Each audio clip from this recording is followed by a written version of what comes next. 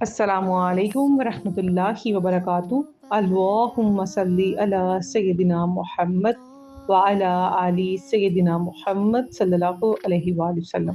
प्यारी बहनों, क्या कभी आपने सोचा है कि दुरूद पाक सिर्फ अल्फाज नहीं, या आसमान तक पहुंचने वाली वो रोशनी है जो बंदे के नसीब बदल देती है। जब इंसान टूट जाता है, दिल बेसुकून हो जाता है, दुआएं भी खामोश लगने लगती हैं, तब एक दरूद अल्लाह के दरबार में बंदे का तारुफ बन जाता है। नबी सल्लल्लाहु अलैहि वसल्लम पर दरूद पाक पढ़ने वाला कभी खाली नहीं रहता।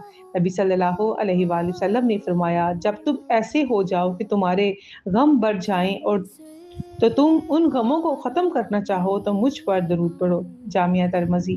प्यारी बहनों, अल्लाह के दरबार में बंदे का तारुफ बन जाता है।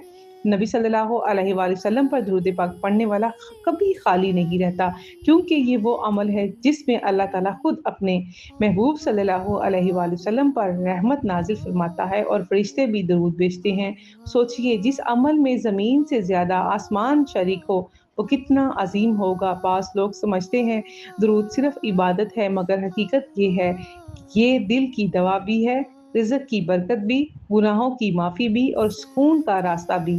कई दफ़ा इंसान को समझ नहीं आती कि दिल अचानक हल्का क्यों हो गया, आँख नम क्यों हो गई, दुआ कबूल होने की उम्मीद क्यों जाग उठी। हो सकता है ये किसी दुरूद पाक की बरकत हो, जो खामोशी से आपकी ज़िंदगी बदल रहा हो। और सबसे खूबसूरत बात, नबी सल्लल्लाहु अलैहि वसल्लम का उम्मती होना। दुनिया की सबसे बड़ी नेमत दुरूद पाक। प्यारी बहनों, आओ दिल की गहराई से पढ़ते हैं, दुरूद पाक की दावत देते हैं। दुरूद शरीफ की तादाद की मिसाल ऐसे ही जैसे कि एक फूल की पत्तियां, जितनी ज्यादा पत्तियां होंगी इतना ही फूल खुशनुमा, दिलकश और दिल फरेब होगा। फूल की तमाम पत्तियां मिलकर एक खूबसूरत खुशबू पैदा करेंगी। इसी तरह हर दुरूद शरीफ की अपनी खुशबू है। जितना दुरूद शरीफ की तादाद इजाफा होगा, उतनी ही फूल की पत्तियां बढ़ती जाएंगी और इतनी ही ज्यादा खुशबू होगी।